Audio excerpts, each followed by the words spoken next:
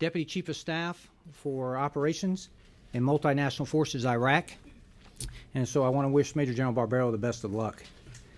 I'd like to open today's briefing with a statement providing an operational update and then move quickly to a question and answer session. And although I'm relatively new to the process, I understand there's a bunch of busy people in here that need to have suspenses and timelines as well as meetings, and I can count myself among one of those. So I'd also like to start up and stay up front that if I don't have the answer to your question right off the top of my head, we'll track down the answer and we'll try to get that to you as soon as possible. April was a tough month in Iraq. A number of you have already reported about the loss of 100 U.S. service members in the month of April. Coalition forces suffered losses as well. And with that in mind, I'd like to extend my sincere condolences to those families of the soldiers, Marines, airmen, sailors, and coalition partners. Our thoughts and prayers are with those family members. I'd like to also express my condolences to the Iraqi people. The Iraqis sustained over 300 Iraqi security force losses in the month of April as well. I think this highlights not only the level of commitment and sacrifice of our service members, it also recognizes the dedication and commitment of the Iraqi security force members to achieve security and stability for the Iraqi people. These deaths serve to remind us that the coalition and Iraqi security forces are the primary target for attacks. This is a consistent trend. The coalition is the target for every 2 out of 3 attacks. And as you know, a big portion of these attacks are improvised explosive devices. And improvised explosive devices are the most persistent weapon used against coalition forces, producing a total of 60% of our casualty rate. I'll have a little bit more to say about improvised explosive devices a little bit later on in my brief. There's no question the operational environment in Iraq is complex and challenging. Al-Qaeda, armed Shia militias, Sunni insurgents continue to target Iraqi leaders and what the Iraqi leaders are trying to build. Our main effort remains Operation Fard al-Qanun in Baghdad, where we've increased the operational tempo. 3 of 5 additional plus-up combat brigades are operating in neighborhoods and other areas in and around Baghdad, and several joint security stations and combat outposts. These stations, which allow coalition and Iraqi forces to live and operate together among and with the Iraqi people, alongside Iraqi security force members, is producing some progress. This forward presence is, like I said, paying off. We are seeing early indications of steady progress. It's not often flashy, but it's the sort of progress that can make a difference over time. Similar to the hard-nosed football game, 3 yards at a time, 1 first down at a time. As General Petraeus stated, sectarian violence such as murders and executions are down by 2/3. That correlates to fewer people are getting snatched out of their homes and snatched off the streets and murdered. That trend can only contribute to an increased sense of security and comfort in Iraqi security force capabilities. As well, and perhaps related to the previous trend, more and more Iraqi citizens are coming forward and providing an increased number of tips that have led to the recovery of weapons cachets. General Petraeus recently provided an example from the Ramadi area where U.S. and Iraqi forces have found nearly as many cachets in the first 4 months of this year than they did in all of last year. In stark contrast to the efforts to build trust and confidence in the Iraqi people, extremist elements work to tear down and weaken the Iraqi people's control of their own destiny. And while I can point to the steady initial indicators of progress I just discussed, there continues to be a rise in the number of high-profile vehicle IED and suicide attacks on soft targets. Innocent Iraqi people in the markets, mosques, and even at funerals are targeted. As you know, these attacks kill scores of innocent people trying to move about during the normal course of their daily lives. We haven't solved this yet, but this is a top priority. We're working hard to enhance security, and we're working hard to better security areas where people live and meet, as well as go after the networks that support these attacks. Another area where tips are helping is that every cache found impacts enemy networks. Through these tips and the hard work of our forces, we're gaining a better understanding of the infrastructure supporting these attacks. These nets include foreign involvement from non-Iraqis that continue to try to influence events inside Iraq. The suicide and vehicle bomb networks associated with al-Qaeda conduct indiscriminate attacks against innocent Iraqi civilians in public places in an effort to produce mass casualties. They have ties outside the country that feed both the leadership positions as well as the suicide attackers themselves. We know that the IED networks that attack U.S. and Iraqi forces have ties to the Iranian Quds Force. As I said, we're getting smarter about these networks, and we're working to get the Iraqis, with the Iraqis to bring them down. Perhaps the most effective example of this is in the Anbar province, where the Iraqis have said they've had enough. It is largely because the local sheiks have energized the Iraqi people to put a stop to the indiscriminate killing and outside influence that was controlling their lives. As you know, we surged 2 Marine battalions in the Anbar province. But the key element has been the local population, predominantly the Sunni Arabs, who have stepped up and taken a more active role to secure their own destiny. Working with U.S. and Iraqi security forces, we've achieved some good results in Anbar. And there are initial indications that more and more Iraqis are starting to take this approach. Now turning to Afghanistan, you're aware that the Afghan National Army, along with the National Police, working closely with coalition forces, have engaged and destroyed a sizable Taliban force in Herat province, killing over 100 enemy fighters. Operations in the Sangin Valley continue with the beginning of Operation Silicon, a supporting effort to Operation Achilles. This operation is to flush the Taliban out of the valley and out of the Helmand province. This operation involves about 2,000 NATO and Afghan forces. To date, they have met minimal resistance. The command and control of operations in RC South transitioned on 1 May from the Dutch to the British, and we are confident the team will continue to take the fight to the enemy. The forces in Afghanistan continue to perform superbly in non-combat missions as well. Example of that is providing emergency medical care to a number of civilians injured by bombs planted by the Taliban. The 3rd private university in Afghanistan opened on 27 April. There are 250 students and 15 instructors studying law, politics, and as most of you will be happy to know, journalism. In closing, I'd like to revisit a couple of key points. First, we remain dedicated to the fight. We're embedded in the neighborhoods with the Iraqi people, and the Iraqi security forces are right along beside us. Secondly, we're making steady progress in many areas. It's not the high-profile events that often make the news, but it's solid, steady progress. The enemy has a boat, and he's pushing hard in order to stem the progress being made. There are still challenges, and as I stated before, April was a tough month. There will continue to be tough days ahead, and I assure you that we're dedicated to meeting and exceeding the challenges in the future. Thanks for listening, and I'll now address any questions you might have. Yes, ma'am.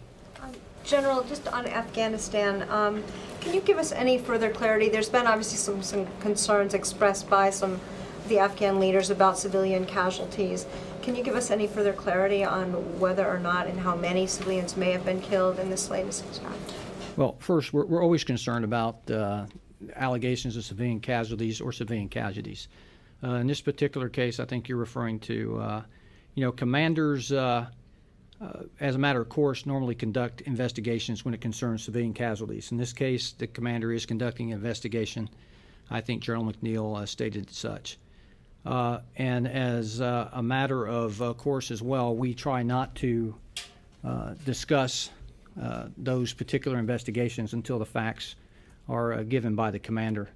And I think you can understand why in those respects. But I can tell you that we go to great lengths in order to protect Afghan civilians. Unfortunately, the Taliban doesn't play by the same rules and executes a number of their attacks in densely populated areas, which puts civilian at risk. I'm sorry, just a thought. Are you suggesting that perhaps these civilians were killed by the Taliban rather than coalition forces? Oh, I'm not suggesting that at all. I'm just saying I can't comment because I don't have the Can I facts. follow up on that? Yes, sir. What more can you tell us about the incident? Apparently there was an ambush of a patrol out there. What do you know that can sort of shed light on how civilians may have gotten caught in the line of fire here? Yes, sir. Like I told you before, I mean, the commander's investigating. I'm sure more facts will come out. And as they come out, I'm sure that it'll be given to you guys. But I don't have any more information. I don't have the circumstances. And as I get that, I'm sure we'll push that out to you. Yes, sir.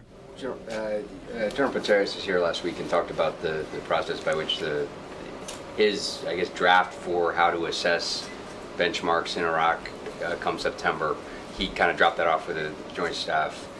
I wonder if you could kind of talk about how that process is going to work. Are you guys all looking at it and perhaps tweaking it a little bit, changing it, and what will it look like, do you think, before he actually uses that assessment in September? How different? Right.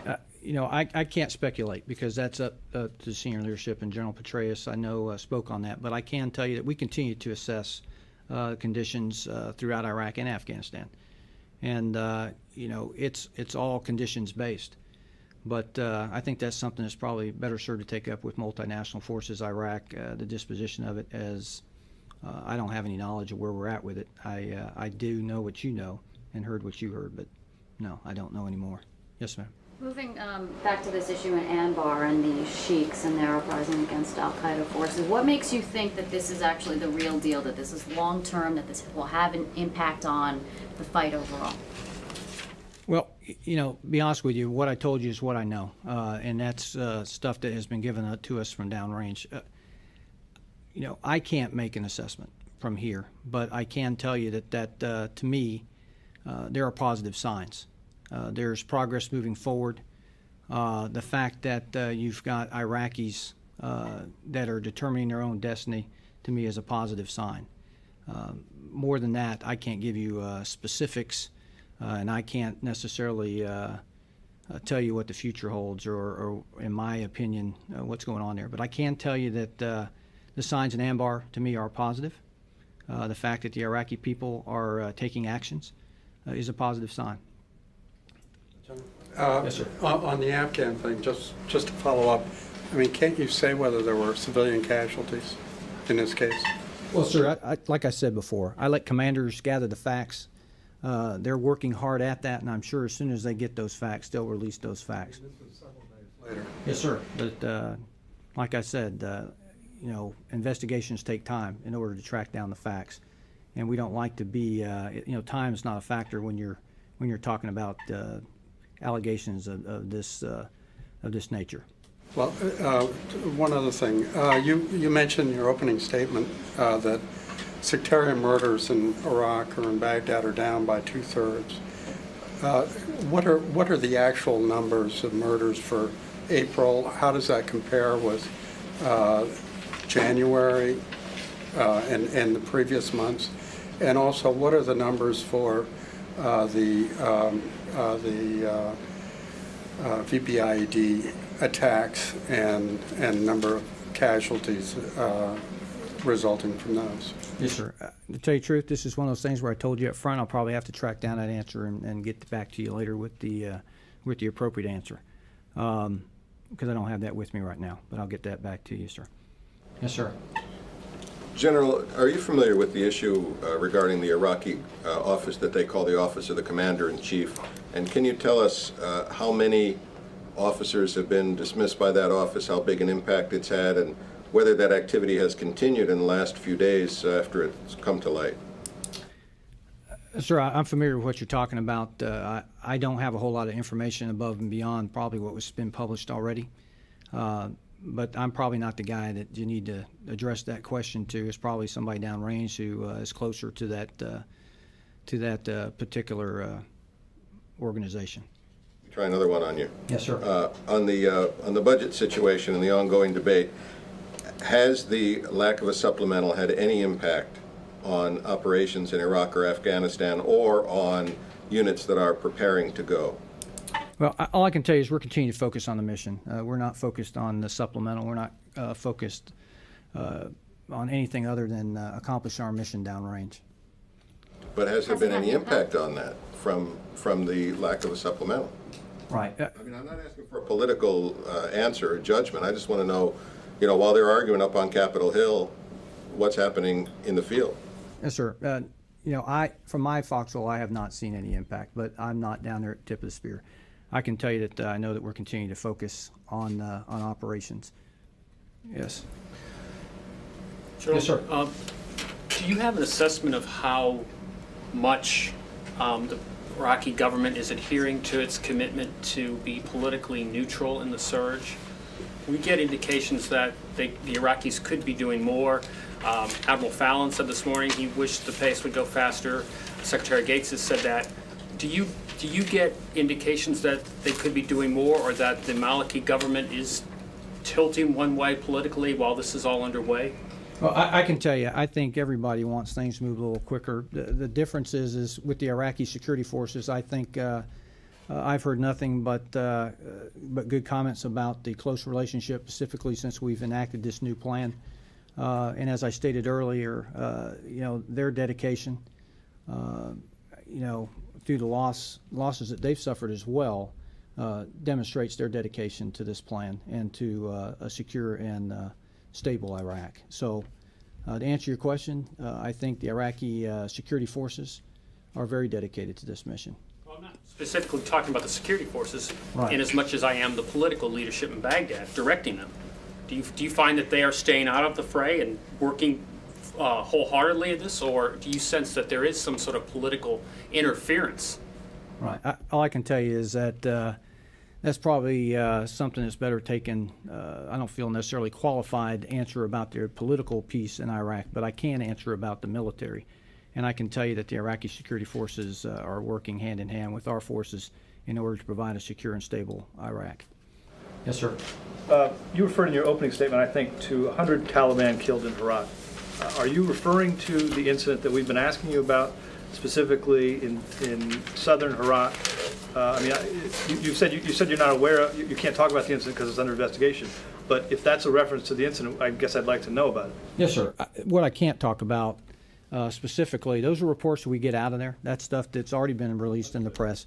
But once it goes into investigation, normally we wait as a normal of course for the commander to release those particular incidents. But I'm asking you about the military operation and the military incident. What happened? Were the 100 casualties that you referred to a product of that particular incident? Well, sir, I believe the 100 casualties that came out of that was a part of the operation in the Helmand province. Yes, sir. So, leaving aside the question of civilian casualties, what more can you tell us about what happened in that incident? Well, like I told you before, I don't have a whole lot more to add to that particular incident. As we get it, we'll provide that information to you, and that's what I have right now. Was Yes, it a sir. populous area? You mentioned that the Taliban often, attracts attacks in populous areas. Yes, Was sir. that the case? Well, I don't know about necessarily in this case particularly. I just know that is a technique they've used in the past to use densely populated areas in order to conduct their attacks.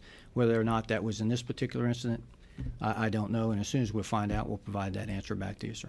You go through the types of precautions that you take or that are required to be taken on the ground to avoid civilian casualties in these kinds of situations where you're calling in airstrikes. Well, I can tell you that we have rules of engagement, which you don't like to necessarily get into the specifics of the rules of engagement for operational purposes. But I can tell you there have been instances where operations have been delayed in some cases because of the risk to civilian populations. And soldiers do go out of their way in order to reduce the risk to innocent Afghan civilians when they're conducting operations. Yes, sir. Yes, ma'am. When did the investigation begin and who specifically is conducting it? Well, I can tell you that what I got was General McNeil said he was looking into it. Exactly when the investigation was started, I can tell you that it's been within the past few days. And who's conducting the investigation, I don't know if that's yet been determined, and I don't know. to be honest So it's with you. begun, but we don't know but you don't know if anyone has been assigned to conduct I it don't know specifically? who specifically, no, ma'am. Yes, sir. Question on IEDs that you mentioned earlier, you know, the statistic about 60% of the casualties are from IEDs. Do you have any kind of metric or statistic on how many IED attacks result in injuries to Iraqis, or how many they experience, or along those lines? You know, I'll have to, I don't know, to be honest with you. I don't know if we tracked that information or not. Well, I don't know, and I'd have to get back with you, take a look at it. But, you know, as you're well aware, the IEDs create a huge amount of casualties. And we do track those, I know, on the U.S. side. I don't necessarily know on the Iraqi side to the fidelity of it. Yes, ma'am. Following up on the IEDs, can you talk to us a little bit about the progress or the lack of progress that's been made in countering IEDs? I mean, we continue to hear over and over again that it's accounting for 60% that level of casualties. What is the biggest barrier to you making any progress in countering this? Well, I think, honestly, it's a balance when you between security and then freedom of movement.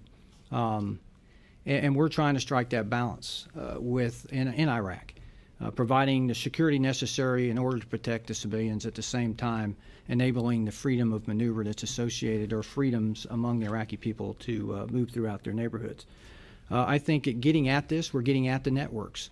I think that's important because I think that's one of the keys to disrupting these IED cells. And so we're working hard to get at it, as I said earlier in my statement. We'll continue to work at that, and we'll continue to try to provide the security necessary to protect the Iraqi people. Following up on that, I mean, we're constantly hearing week after week that you're finding stashes of equipment and material that's used to create these bombs. Do you, from your assessment, has that made any meaningful impact on production of IEDs? Well, you know, like I said, progress is steady. Trying to determine if the cachets or the discovery of these cachets has an effect. I have to believe they probably do have an effect. Percentage-wise, it's probably hard to determine. But I can tell you that we're continuing to work. We're not only discovering the cachets, but targeting the networks and then providing the security measures necessary in order to cut down on the freedom of maneuver of these guys to move throughout freely with these particular types of explosives.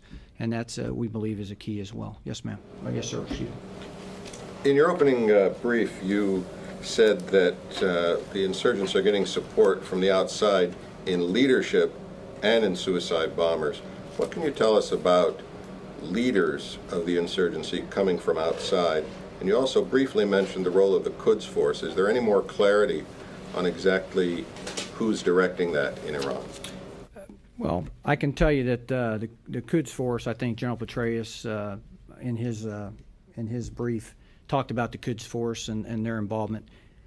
So we know that they're involved, whether training those folks in IED emplacement or providing the expertise. But as far as high as the leadership goes with regards to this, I don't know. As General Petraeus stated, I don't think that's been determined. But we're getting more and more evidence. We're assessing that. The picture is getting clearer, the involvement in a lot of these parties. And so we continue to gain information. We know that we've got equipment in Iraq. We know that we got the Quds forces in Iraq, but much beyond that, as far as leadership, I can't tell you that. Okay, as far as leadership in Iran, how high it goes, I understand. But I thought you said in your opening brief that these outside groups are providing leadership or leaders to the insurgents in Iraq. Is that what you're saying, that they're actually sending folks in there to direct the operation? Well, I think the influx of foreign fighters has been going for a long time. I think what we're talking about is some of these networks, some of these cells are being led by other than Iraqis. And I don't think that's a surprise as well, or something that's new. But I think that's what I was referring to in my briefing. And is that separate from the Quds Force involvement? Is that something different? No, that's correct. I mean, yes, sir. Has the 13th ME received orders to go from Kuwait into Anbar, and if so, what is going to be their mission in that province? Well, as I briefed earlier, there's already 2 Marine battalions that are operating in the Anbar province. As far as the 13th MU, you know, I don't know. I'd have to get back with you on that and provide you the answer. Is there the expectation that they are going to move up north and stay in Anbar? Like I said, I really don't know. I'd have to get back with you, and we'll get that answer to you. Yes, sir. There's been a few reports out that the Army is looking into replacing almost one-for-one their Humvees for MRAPs for Iraq. Is that anything you can talk about that, and is that something that's feasible in terms of the budget right now for if that is in fact the case? No. I can tell you that I'm probably not the guy qualified to answer your question. That's probably something better taken up with the Army. But no, I don't have any knowledge of that. Yes, ma'am. The Iraqi government is considering taking a 2-month vacation this summer. Setting aside any opinion you have on that specifically, what do you see as the military, the impact on the U.S. military if in fact they take that vacation? Well, you know, to be honest with you, I don't think from a military perspective we're going to continue to push on with the operations at hand. We're going to continue on with the plan that we have at hand. And I think that's where we're at with operations. I don't know of any impacts, but. So the Iraqi government taking a vacation you don't think will have any impact on U.S. operations in Iraq? You're talking about which Iraqis? The government? Right. Like I said, I don't know. I know that we're going to focus on operations. We're going to continue on with the operations and the plan we have at hand. Maybe 1 or 2 more. Yes, sir. Admiral Fallon today said that his staff is beginning to take a look at Iraq 2 or 3 years down the road, after the surge, basically, and that it's time to begin initial planning, at least for that. Wondering if the Joint Staff has begun contingency planning for alternatives after the surge. Sir, no, not that I know of. Yes, sir. Admiral Fallon also said today that 15,000 military and civilian personnel in Iraq have been killed or wounded by IEDs. Could you break that down a little further for me in terms of civilian versus military? Yes, sir. As I stated previous, you know, I'll have to track that down. I don't have that answer right off the top of my head. So, yes, sir. Can I just clarify one thing? When you were asked about the 13th MU, did you say you don't know whether they are in, whether they have moved in or not, or did you say you didn't know where they were going? Well, what is you know, it that's a tactical question for the commander that's on the ground. And you know, like I said previous, I don't really know, and that's up to the tactical commander where he wants to employ his forces. So, But yes, sir. have they still not yet moved in? I don't know right now. I'd have to get back with you on that. Yes, sir. Thank you. All right. Thank you very much. Appreciate it.